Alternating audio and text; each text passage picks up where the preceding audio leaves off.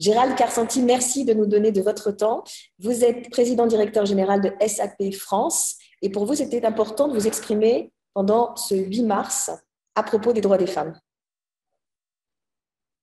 Oui, alors bonjour, je suis ravi d'être avec vous, surtout sur ce sujet qui est un sujet qui est effectivement important pour moi.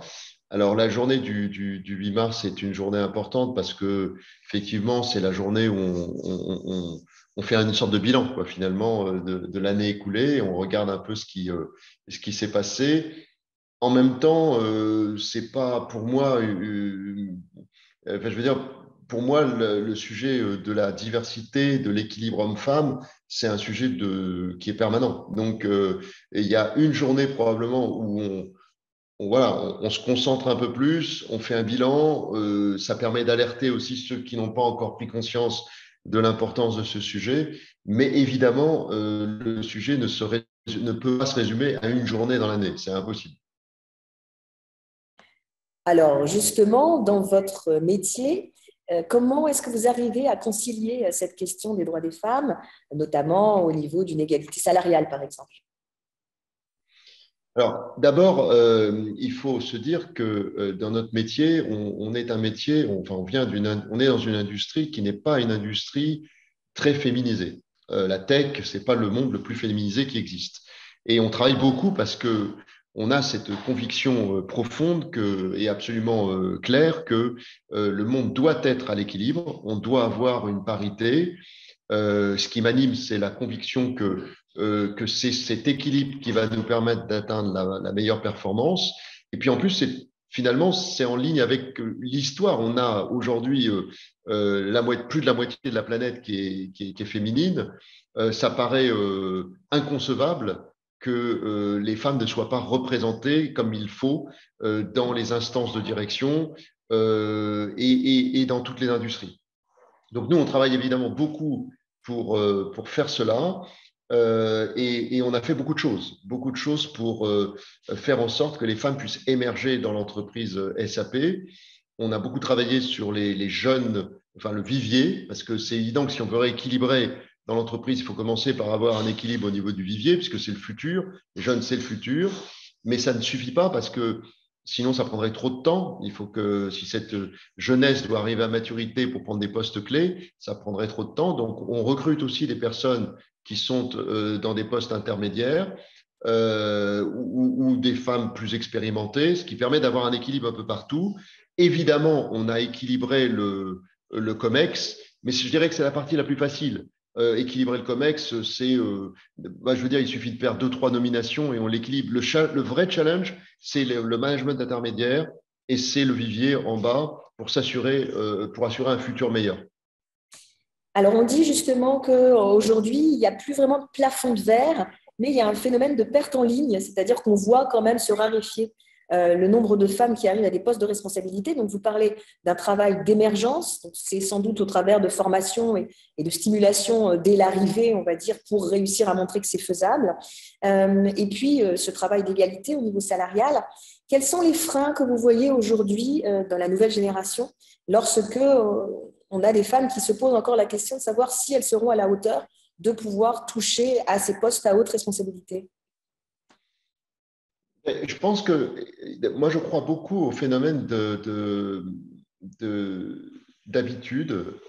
Et aujourd'hui, les postes de direction, que ce soit en politique ou dans les entreprises privées ou publiques d'ailleurs, sont massivement détenus par les hommes. Donc forcément, quand une femme évolue dans une entreprise où le référentiel, c'est essentiellement des hommes, elle se dit, est-ce que c'est vraiment ma place? On sait que le leadership emprunte beaucoup au mimétisme. Plutôt, le mimétisme est un acte fréquent dans le leadership. C'est-à-dire qu'on regarde autour de soi et on emprunte des codes qu'on incorpore et qui font de nous des êtres uniques. Mais les femmes, en fait, elles regardent essentiellement des hommes, puisqu'il n'y a que des hommes.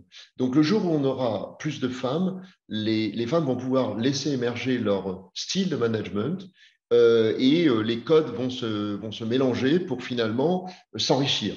Probablement un des sujets clés, on le sait, on le dit, on le répète, mais c'est vrai, moi je l'ai pu l'observer moi-même, que souvent il faut convaincre des femmes de prendre des jobs parce qu'elles pensent qu'elles ne sont pas prêtes, qu'elles ont encore à passer une ou deux étapes avant de réussir, alors que les hommes considèrent que finalement, ils sont toujours prêts, quoi, hein. Et même s'ils ne le sont pas, ils ne se posent pas de questions. Donc là, il y a un vrai changement qu'il faut opérer chez les femmes. Ça passe par du coaching, de l'accompagnement. C'est ce qu'on fait chez SAP. C'est-à-dire qu'on s'est aperçu que les femmes qu'on nommait managers, comme par hasard, c'était les plus challengées. Et comme par hasard, les hommes n'étaient pas très indulgents avec elles. Et qu'une femme qui échoue, c'est un peu toutes les femmes qui échouent. Alors qu'un homme qui échoue, ben c'est qu'on lui a pas laissé assez de temps, voilà. Puis en tout cas, c'est pas, ça n'en entache pas l'image des autres hommes de l'organisation. Donc nous, on s'est dit, il faut arrêter ça. Et donc, on a assigné à chaque femme qui prend un poste important ou simplement de manager, on lui a, ou même parfois avant qu'elle soit manager, on leur a assigné un mentor interne. Et moi-même, par exemple, je mentore 7 ou 8 personnes, dont 5 femmes, ou jeunes femmes ou femmes plus expérimentées. Et du coup, ça offre un avantage, c'est qu'on les connaît bien, on les suit. Et quand il y a discussion autour un manque de performance provisoire, etc., comme on les connaît bien, on ne peut pas nous raconter n'importe quoi. On ne peut pas nous expliquer que tout d'un coup, cette femme, elle n'est pas bonne, qu'elle n'a pas de talent, etc. Parce que nous, on leur dit, bah, oui, mais désolé, moi, je la coach depuis 2 ans, donc je sais très bien je connais très bien ses qualités. OK, elle traverse un moment plus compliqué en matière de performance, mais ça arrive à plein d'hommes et sans qu'on se pose la moindre question. Et donc, on a fait un peu la balance et ça nous a permis d'être extrêmement plus efficaces, en tout cas, pour sécuriser les femmes dans leur job de management. Et ensuite, quand la femme ou la jeune femme est ou expérimentée, peu importe, quand elle est dans son job depuis un certain temps, alors là, elle prend confiance. Et du coup, elle a de moins en moins besoin d'accompagnement parce qu'elle prend tout simplement confiance. Et c'est à ça qu'il faut qu'on arrive.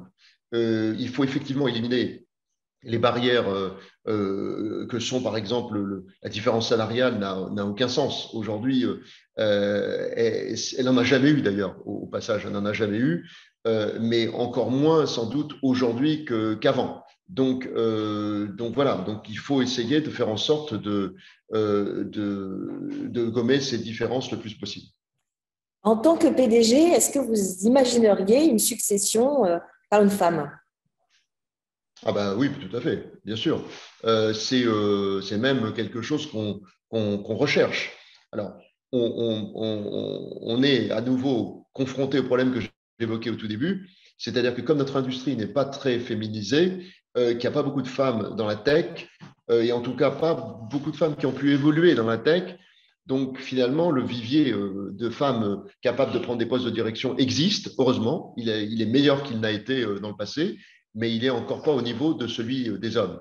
Donc, nous, on passe beaucoup de temps justement à alimenter notre vivier à tous les niveaux de la hiérarchie pour justement un jour avoir la capacité de nommer non seulement une femme à la tête des SAP France, mais aussi des femmes dans le COMEX, dans les postes de management clés, dans les postes de direction, un peu partout.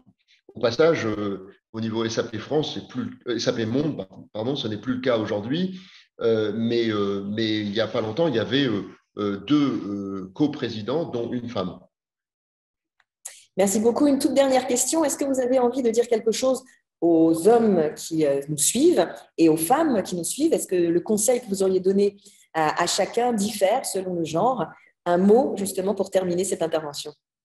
Ah, c'est très simple, je dirais que pour les femmes, je dirais soyez totalement confiance dans vos qualités et dans la différence que vous pouvez apporter. Il ne faut pas avoir peur, il faut oser, je dirais c'est le mot peut-être le plus approprié, et il ne faut pas avoir de complexe là-dessus, il ne faut pas avoir non plus de complexe à demander des augmentations de salaire, des promotions quand on pense qu'on la mérite, comme le font les hommes. C'est ni plus ni moins comme le font les hommes.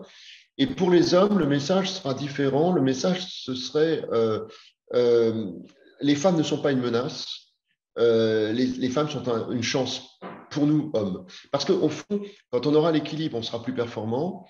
Et donc, on bénéficiera, les hommes bénéficieront aussi de cette performance renforcée. Alors, soyons honnêtes, peut-être que sur certains postes, ce sera plus challenging puisque forcément, les candidats vont multiplier par deux, donc ça va être plus compliqué. Mais en réalité, si on regarde de façon plus globale, plus macroéconomique, je dirais, au final, ce sera bénéfique pour les deux genres, ce sera bénéfique pour les femmes et bénéfique pour les hommes. Gérald Carpentier, merci de ce moment passé avec vous. À très bientôt. Merci à vous. Merci à vous. Au revoir.